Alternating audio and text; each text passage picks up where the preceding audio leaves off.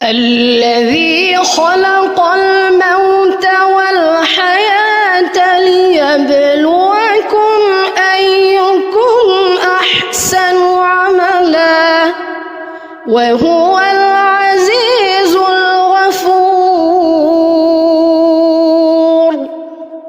যিনি মৃত্যু ও জীবন সৃষ্টি করেছেন যাতে তিনি তোমাদেরকে পরীক্ষা করতে পারেন যে কে তোমাদের মধ্যে আমলের দিক থেকে উত্তম, আর তিনি মহাপরাক্রমশালী, অতিশয় ক্ষমাশীল। الذي خلق 7 سماوات